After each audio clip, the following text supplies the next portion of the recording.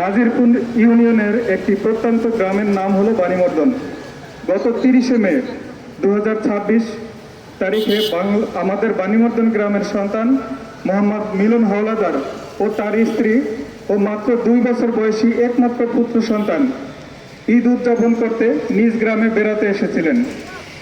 উৎসবের সেই আনন্দঘন মুহূর্তে তার পরিবারের ভাগ্নে ও ভাতিজা রাস্তায় বেড়াতে বের হলে তাদেরকে উদ্দেশ্য করে প্রতিবেশী লক্ষ্মীপুর গ্রামের বাদশাবাড়ির কতিপয় ছেলেরা উত্তপ্ত বা ইফতিজিং করে। শান্তিকামী পরোপকারী মানুষ মিলন মিয়া কেবল এই সামান্য ইফতিজিং ঘটনার একটি প্রতিবাদ করতে সেখানে গিয়েছিল এবং তিনি চেয়েছিল একটি সুষ্ঠু সুরাহা করতে। মিলন মিয়ার সাথে তাদের সামান্য কথা কাটাকাটি হয়।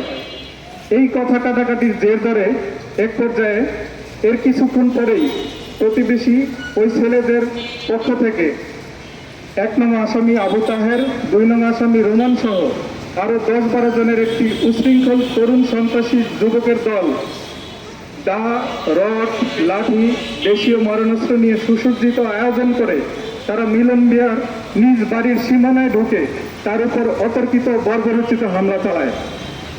উপস্থিত সুধী ও সাংবাদিক ভাই বোনেরা, তারা মিলন মিয়ার শরীরে ও মাথায় এমনভাবে আঘাত করেছে যে তার মাথার খুলি ফেটে গিয়ে মারাত্মক জখম হয়।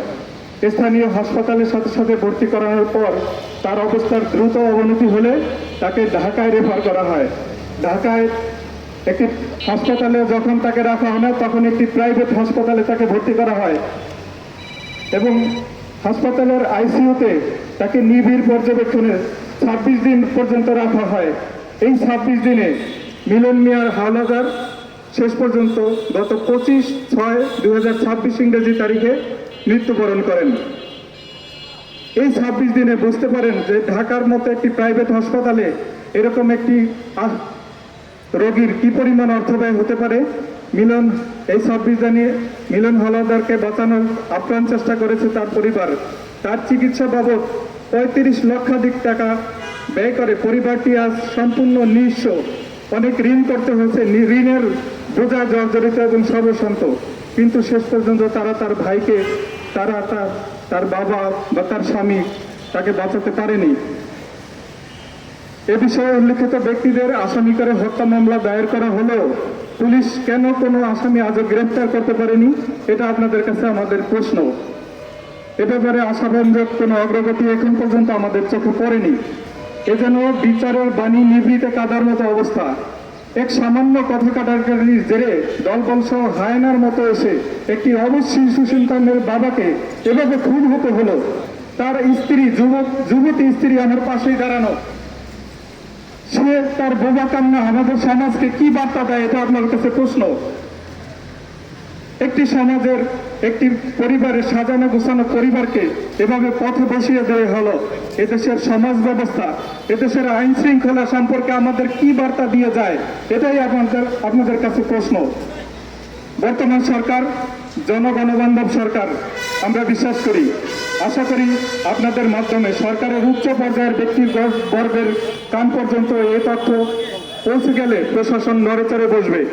একটি নিরীহ অত্যাচার যুবককে হত্যা করে আসামিরা এভাবে অনায়াসে পলায়ন করে থাকতে পারে না।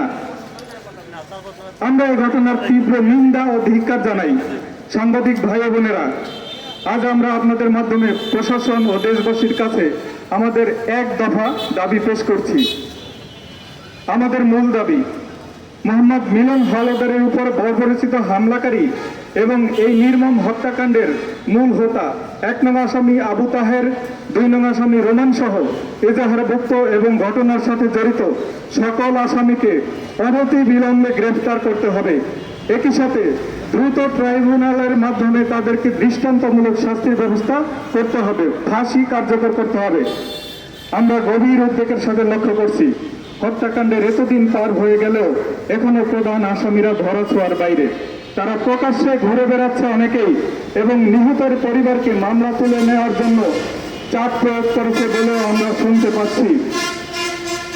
আমরা আপনাদের মাধ্যমে প্রশাসনের ঊর্ধ্বতন কর্মকর্তাদের দৃষ্টি আকর্ষণ করছি, অনতিবিলম্বে যদি এই খুনিদের গ্রেফতার করে আইনের আওতায় না আনা হয় তবে এলাকাবাসী বাণীমর্দন সোসাইটি এবং সাধারণ জনগণকে সাথে নিয়ে আমরা আরো কঠোর এবং তীব্র আন্দোলনের কর্মসূচি ঘোষণা করতে বাধ্য হব।